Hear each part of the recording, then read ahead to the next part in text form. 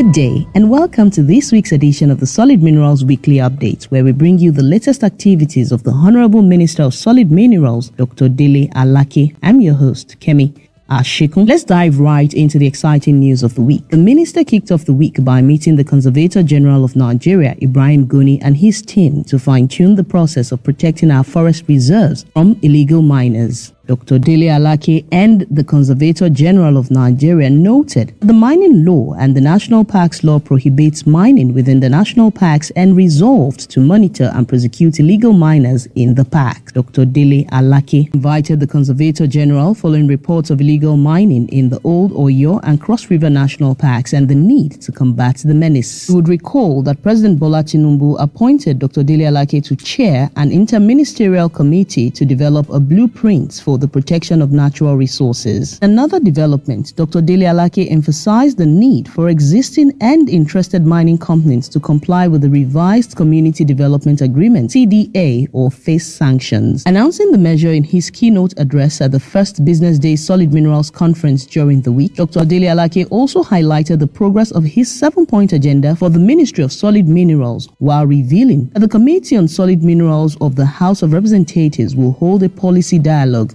on the proposed Nigerian Solid Minerals Corporation on the 12th of February this year. The integrated mineral exploration project is more ambitious because it intends to produce total and comprehensive coverage of all categories of minerals in the entire Nigerian landscape.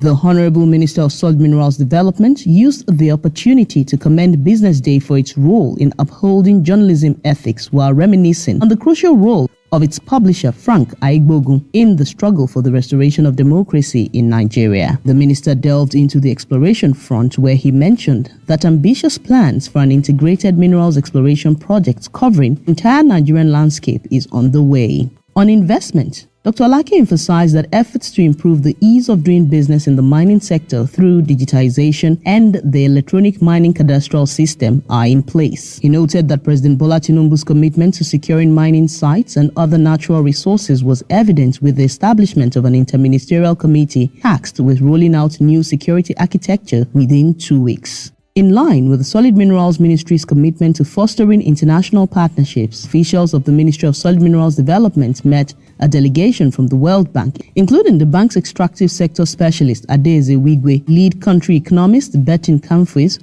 and the senior operation officer Nura Afa. Ministry's team was led by the Minister of Solid Minerals Development, Dr. Dele Alake, Permanent Secretary, Ministry of Solid Minerals Development, Dr. Mary Ogbe, and Project Coordinator Mindiver Salim Salam. Both parties resolved to ensure that projects were concluded before the program expires in May this year. Meanwhile, the federal government and the United Kingdom have agreed to establish a joint technical working group to develop critical mineral deposits in Nigeria. The collaboration follows UK's Deputy Prime Minister Oliver Dowden's expressed interest in Nigeria's lithium during a meeting with the Minister of Solid Minerals Development, Dr. Dele Alake, last year. A delegation from the British High Commission, led by Deputy High Commissioner Johnny Baxter, paid a courtesy visit to Dr. Dele Alake to further discuss the partnership. Dr. Dele Alake welcomes the United States as a long-standing ally and strategic partner in mining sector development. During a meeting with the Chad Affairs U.S. Embassy, David Green, Alake praised the U.S. commitment to cooperation in various sectors and highlighted Nigeria's focus on diversifying its economy from oil. Both parties discussed the potential for partnership in the mining value chain, such as investment, technology access, and securing mining areas. U.S. Ambassador acknowledged Nigeria's renewed interest in solid minerals, emphasizing the sector's significant potential to rival oil contributions to the economy. On his part, Dr. Alake outlined government reforms, including revised Community Development Agreement (CDA) guidelines, new security architecture, and efforts to formalize artisanal miners. The minister emphasized the mining sector was an avenue for increased trade, offering incentives such as tax waivers